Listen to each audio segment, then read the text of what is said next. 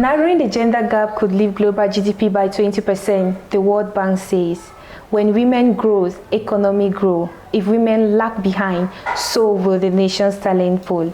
Hello viewers and welcome to the WADE Talk Show, where we inspire and encourage women empowerment. My name is Naomi Emanuela and I am your host. I have two amazing guests with me in the studio, our woman in tech, Sama Verma, and Pastor Tandy Timia, CEO of Gateway Africa. They will be giving us insight on those childhood experiences that impact womenomics.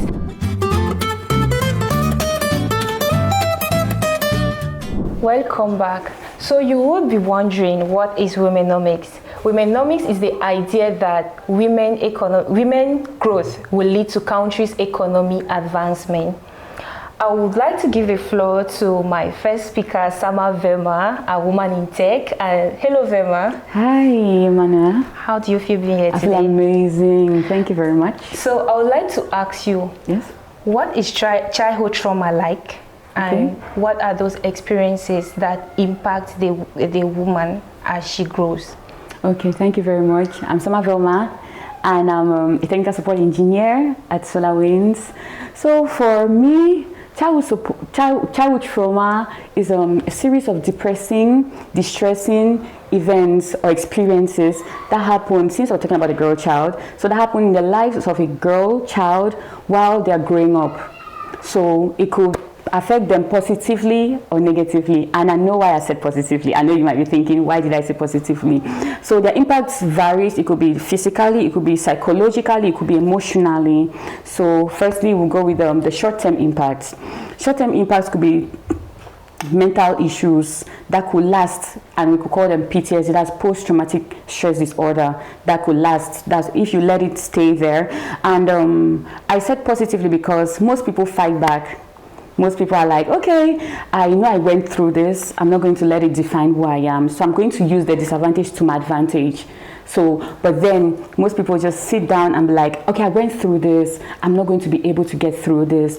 I am low. I am down. I don't think I'll be able to stand up and fight for what I see other people fighting for because I went through this. So most often people base it off on where they are coming from and not want to push to attain a certain level of lifestyle or to get to a certain pace or page in life because they went through all of these things. So you could talk about, I first of all spoke about the mental part. It could be physically, it could be words thrown at them, it could be physical torture, it could be, and that physical torture can cause them to lack trust wherever they go to, because they might feel like anyone coming towards them might want to just attack them. So it could lead to lack of trust, and lack of trust is like a long-term thing. It doesn't just happen with one thing.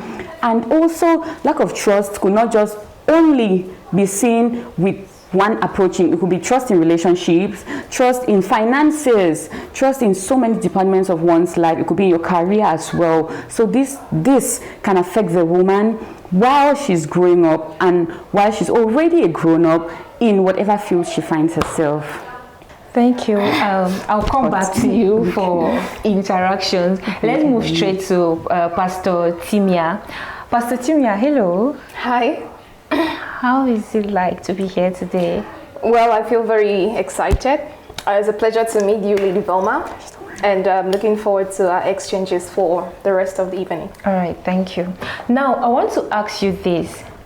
As a child, what were those experiences you faced, good or bad, and how did it impact you as you became an adult? Okay, first of all, I'd like to say that there is a wide array of possibilities of traumatic experiences that young women or young girls could experience. Very much personally for me, I've been sexually abused as a child. Very much personally, I've been verbally abused as a child. I remember there's this time coming back from school, and I come from a family of very intelligent people. And so everybody in my family is more like, the 17, 18, 19 average kind of experience as a young girl. And then this is me knowing that I've killed it with my 16 average, coming back home, and everybody is like, you're so dumb, you're so dull, you're so silly, and this happened to me repeatedly. And so I got to that point where I started to shrink.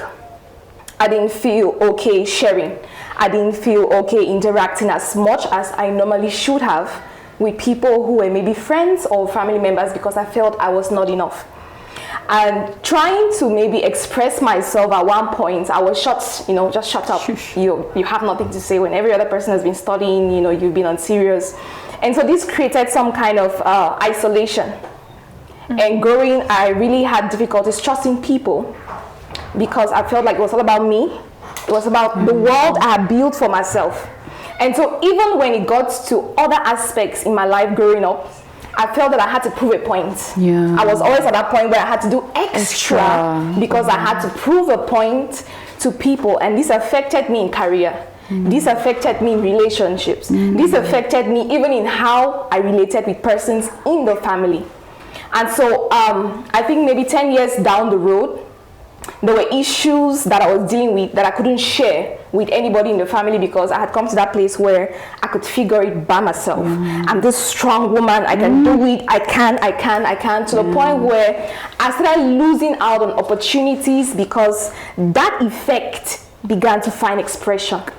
It began to find expression, and I would just want to leave it at that, but to say that there's been a wide array of experiences and it affected me negatively, but I'm glad I could surmount that experience. All right, thank you very much. I'm definitely going to come back to that. Let's go back to Sama Vema. I'm more interested in the psychological part. You said it has psychological impact and victims can fight back. How psychologically, how does it affect them, and please, how can they fight back these traumas? Okay, thank you very much for that question.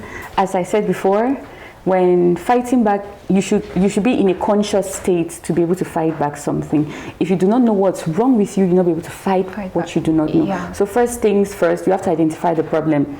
So identify the problem is, you could take period of time, reflect, because it takes so much. We're talking about childhood, then we're talking about adulthood here. So you have to go back.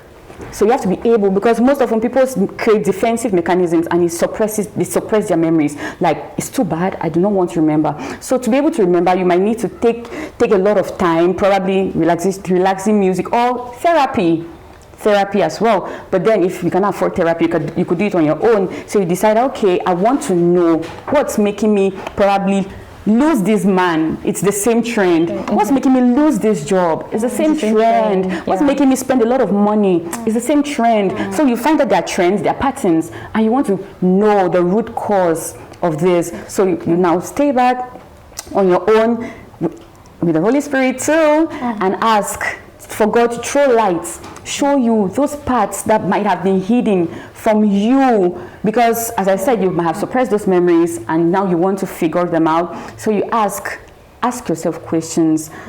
How was it like while growing up? Who were the people? How did they impact me? What did they do to me?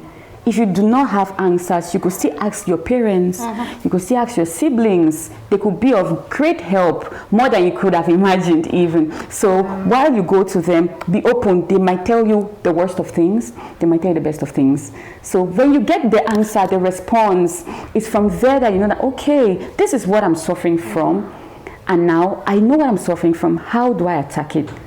There's Google. Google is our best friend. So we can always go back to Google and it will help us like debrief things for us.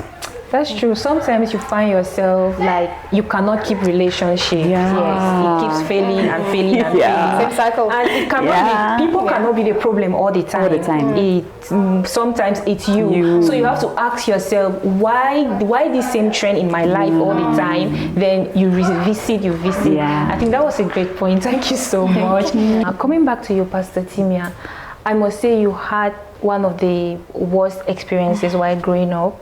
But how have you been coping so far? Okay, there's a common saying that goes, what doesn't kill you makes you stronger. Yeah. It was difficult, that's a fact. But I think getting to meet new people, new experiences, and getting to find God, most importantly, was that thing that helped me transition from that place of pain and blame and shutting myself out to being at that point where I sought for a solution, I sought expression, And I started talking about it. I started finding answers. I remember particularly this day I had a dream. And because I didn't even know some of these things happened to me. Yeah. I had forgotten that some of these things happened until this day I had a dream. And then I went through these different scenarios. Oh, God. And I woke up crying. And I'm like, okay. So this for me is more like saying that God helped me out of this, and being able to find people you could also just trust. Knowing that every bad experience doesn't make the people you meet bad. Yeah. So yeah. That was a good one, and thank you so much for calling on God and letting us know that God is the ultimate. I don't know who you are out there, I don't know whatever situation you are facing, but always rely on the Holy Spirit. There's the answer for every Christian. We'll take another break, and when we come back, we are going to be talking about how these experiences impacted Womenomics.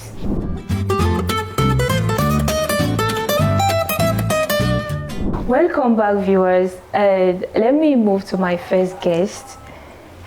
How has your experiences as a child impact or helped you to become who you are today? Okay, thank you very much for that. This gave me a lot of free time. I had a lot of alone time to focus on myself, to focus on building this lady you see right here, to focus on finding new things in different places, doing deep searches, loving the computer, loving to know, to learn, find new things, because I was isolated a lot, so I didn't really have those friends. So I had to make a body out of something or someone, but there was no someone. So I had to make a body out of something. That became my space. I had a lot of time to learn, relearn, unlearn, and just be me, with no one judging me, with no one telling me that what you're doing is wrong, what you're doing is right, and you cannot do this. And yes, so that was it. That space, the isolation, made me find who I am today there. So it's more like building yourself through your challenges. Perfect. Thank you. So, Pastor Timia, how has your experiences helped you become who you are today? In very few words, I build identity for myself, not building my life based on what people say or what people think about me. Being able to build a personality for myself, but most importantly, being able to craft a vision that helps me to share my values to the world, but also more importantly, being a voice, using my story to inspire other women in politics, in media, in education. And I think over the past 10 years, I've been doing quite a lot in that area, and I feel proud for making that decision to find myself and inspire others. Oh, wow, that's great. Thank you. I really like us to talk much, but right now we don't have enough time. So we go maybe next time. I call them back to come and give us more details on Looking forward. on how. Thank you so much for being with us today. Remember, it's the WADE Talk Show. We inspire and encourage women to grow. Thank you.